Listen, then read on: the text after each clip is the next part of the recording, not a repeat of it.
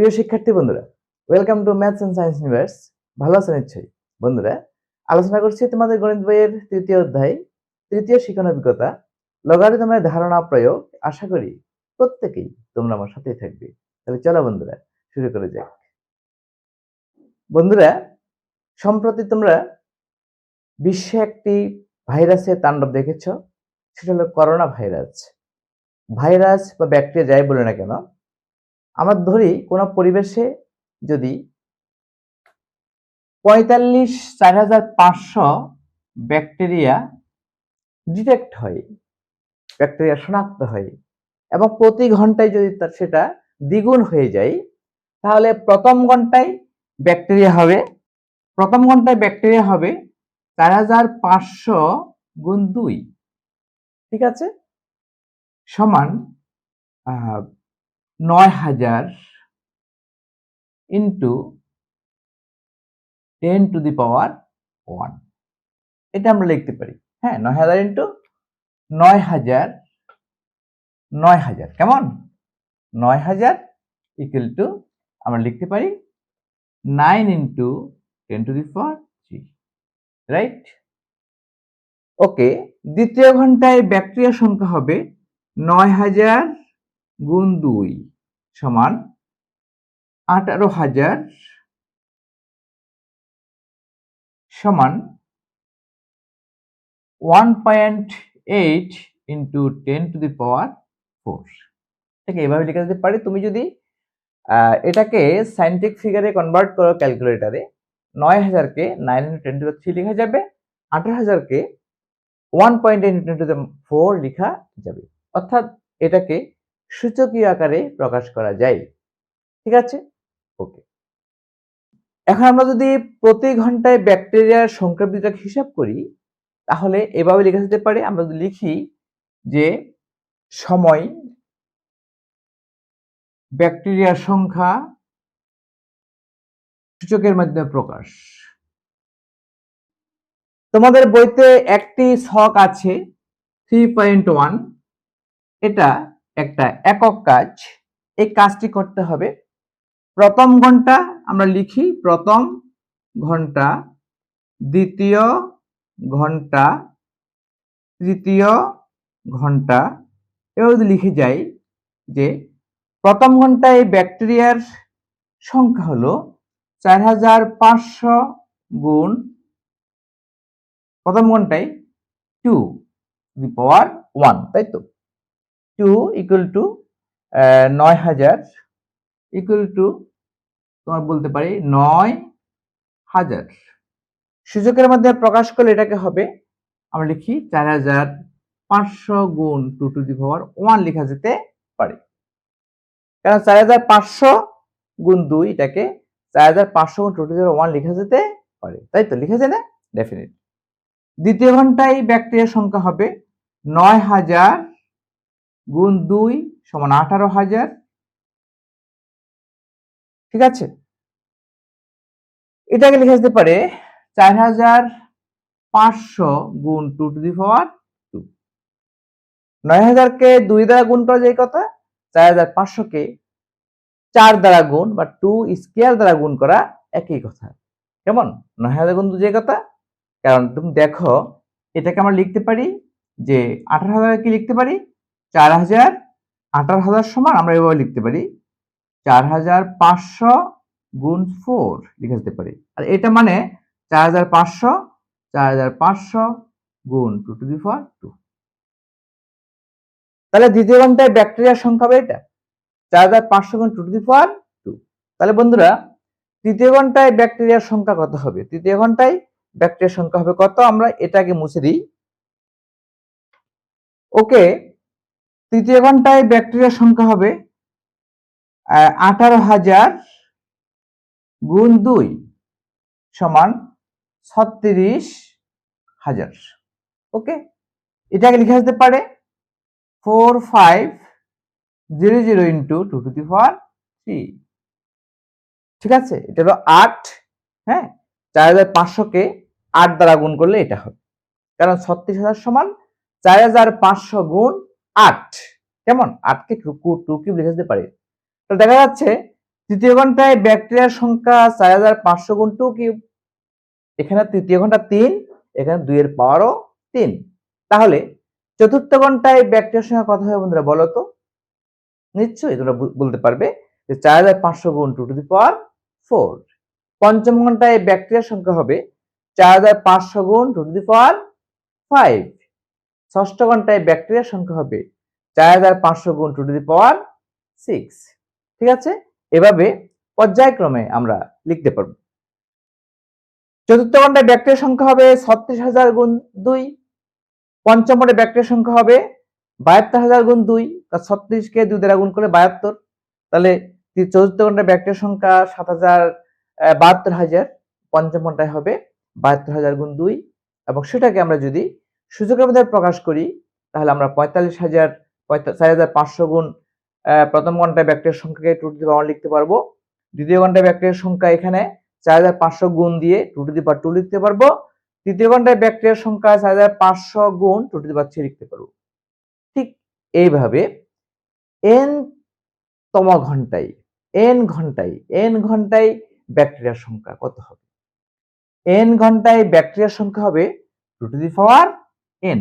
এটা হবে n ঘন্টায় ব্যাকটেরিয়ার সংখ্যা। n ঘন্টায় ব্যাকটেরিয়ার সংখ্যা হবে 2 টু দি পাওয়ার কত? n। বুঝতে পেরেছো? ওকে, এখন ধরো আমরা যদি বলি যে n ঘন্টায় ব্যাকটেরিয়ার সংখ্যা যদি এটা হয়, আমি n এর মান যদি তোমার ধরো 20 ধরে নিই, নো প্রবলেম। 45000 গুণ 2 to the power 20 equal to কত হচ্ছে? অনেক বড় একটা ফিগার চলে আসছে। আচ্ছা হোক, আমরা n ঘন্টায় যদি ব্যাকটেরিয়ার সংখ্যা 4718592 একক দশক শতক হাজার অযুত লক্ষ নিযুত কোটি 471 কোটি 85,92,000 হয়, তাহলে n এর মানটা কত আমরা বের করতে পারবো। ঠিক আছে, আমরা এটা একটু মুছে দিই। তাহলে n তম ঘন্টায় ব্যাকটেরিয়ার সংখ্যা কত? আমরা লিখতে পারি 4500 গুণ 2 টু দি পাওয়ার n সমান 471 কোটি 85,92,000। আমরা একটা ফিগার লিখলাম এটা। ঠিক আছে, এখান থেকে আমরা এটাকে লিখতে পারি যে 2 টু দি পাওয়ার n সমান আমরা লিখতে পারি উভয় দিকে 4500 দ্বারা ভাগ করে দিলে 4500 দ্বারা ভাগ করে দিলে কত আসবে? 471 কোটি 85,92,000 ইকুয়াল টু ভাগ 4500 ইকুয়াল টু 1,04,00,000 একক দশক শতক হাজার 1,04,00,000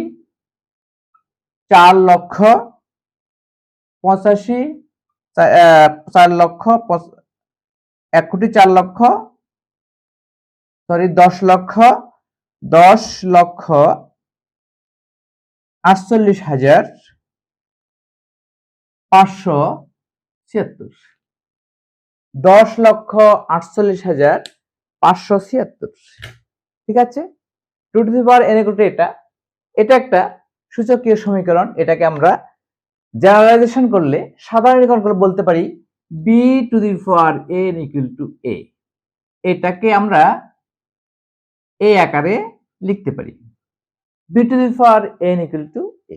এখান থেকে আমরা লগারিদমের সূত্র ব্যবহার করে আমরা n এর ভ্যালুটা সহজেই বের করতে পারি।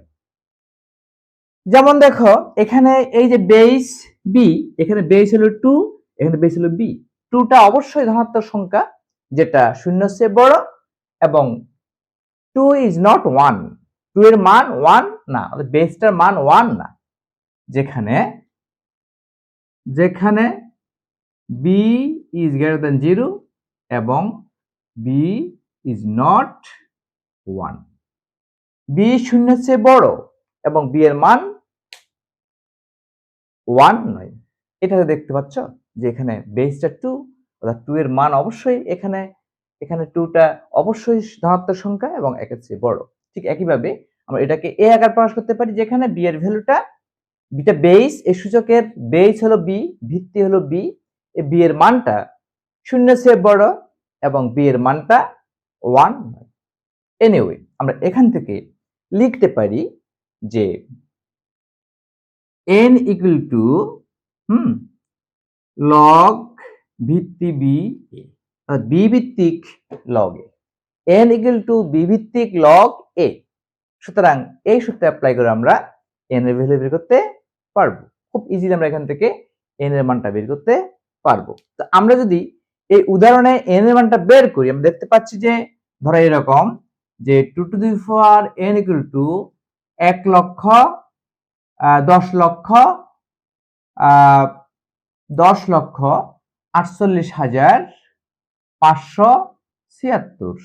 আমরা এখান থেকে লিখতে পারি যে n ইকুয়াল টু 2 ভিত্তিক লগ 1048576। বন্ধুরা, 2 ভিত্তিক লগ এত এর মান হবে আমার n এর মান। বুঝতে পেরেছো? 2 ভিত্তিক লগ এটার ভ্যালু কত আমরা এটা ক্যালকুলেটর দিয়ে বের করতে পারবো।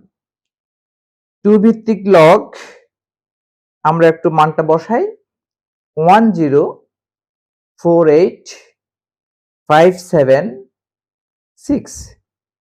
ওকে, আমরা লিখে ফেললাম 2 ভিত্তিক log 10,48,576 equal to the result 20 equal to 20। বন্ধুরা, আমি এখানে এই যে ফিগারটা, এই ফিগারটা আমি ক্যালকুলেটর হিসাব করে বের করেছিলাম যে এত সমান এর মান 20 হয়, এর মান যদি 20 হয়, এই পুরো ফিগারের মান এখানে n এর ভ্যালু 20, n এর ভ্যালু 20 দিয়ে 2 এর পাওয়ার 20 বসিয়ে হিসাব করলে এই ফিগারটা আসে 471,85,92,000।